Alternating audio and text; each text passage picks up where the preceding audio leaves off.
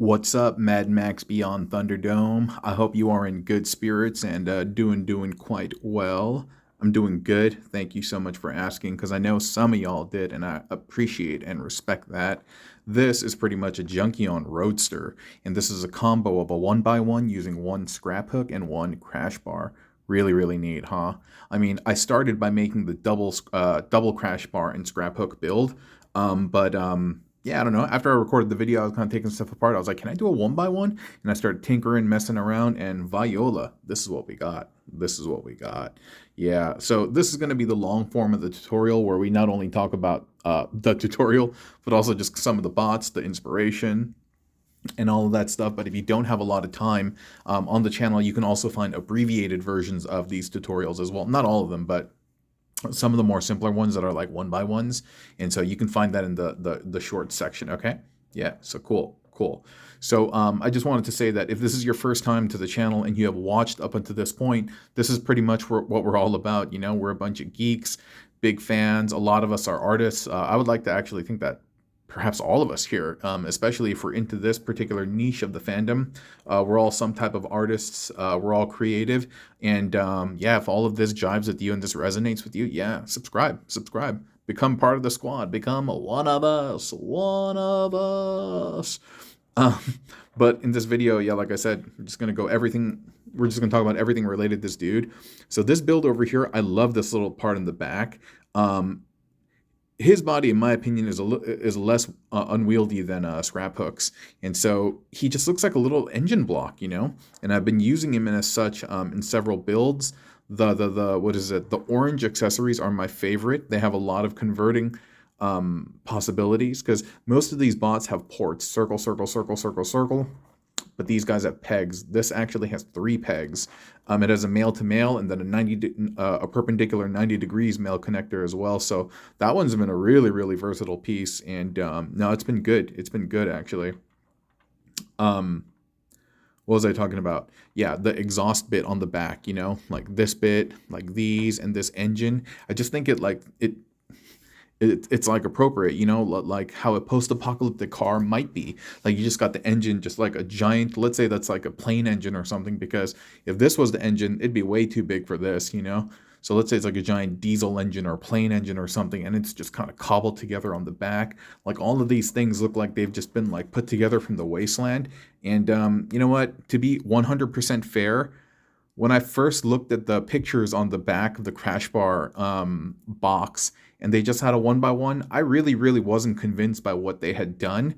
No offense to anybody who poses those and things like that. I mean, I know that's not what they do all day, all night, and this is what I do all day, all night. I mean, other than my day job, obviously. So I wasn't really convinced until I tried it myself, and actually meshing these ingredients with my own hands and my own blend of spices, seasoning, and just perspectives. I like this. I like this a lot, actually.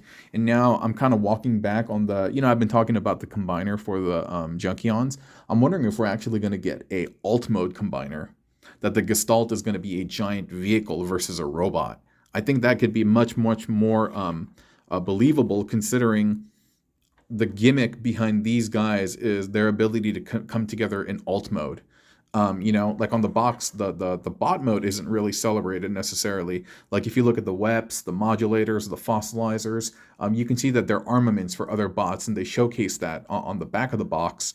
But on this guy, no, it shows them combining into a vehicle. So that's definitely the gimmick that they're promoting. So perhaps if there is a combiner in the works, it's going to be some crazy Mad Max looking vehicle. And also yeah, anyway, getting ahead of myself. So anyway, without further ado, why don't we just go over this tutorial, right? Yeah, let's just do that. All right, well, let's talk about him first. So in the front, normally these 2 bits would be at the front of the Scraphook, but instead we've swapped them out for the rear and front tires of Crashbar, okay? Scraphook's side portions are plugged into by the saddlebags. That's how they're connected. And by the way, all the tires have clearance on the ground. They roll. Everything rolls and nothing scrapes. Just burly. And I'll show you in a second, but Scraphook, the back part just remains as is. No real changes other than keeping the arms folded out. And it all comes together rapido, rapidash. So you'll see. Start popping these off.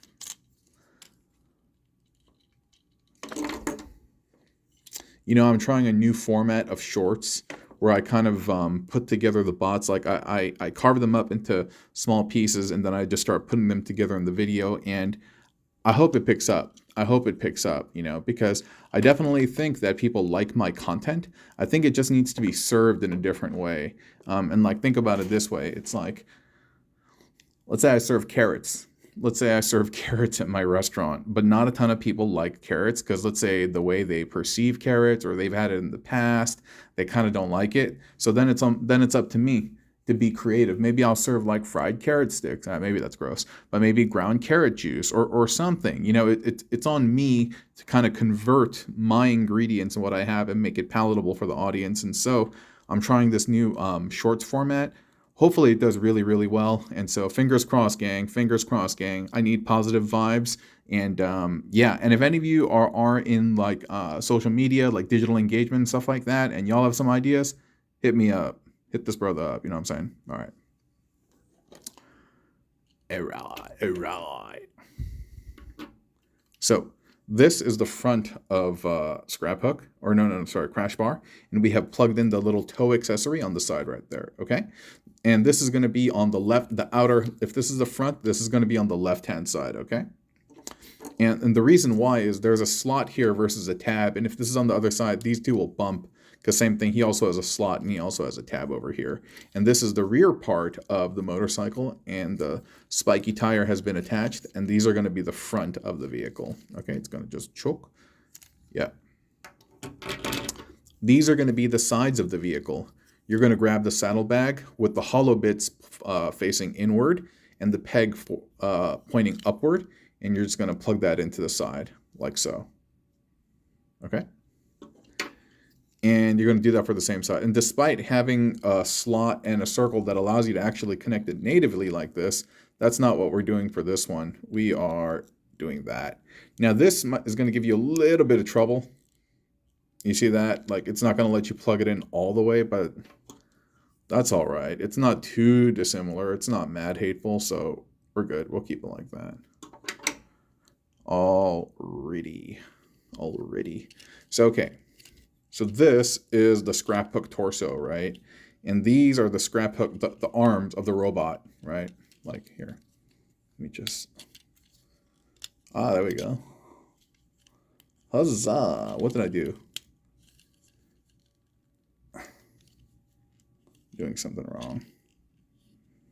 Hold up.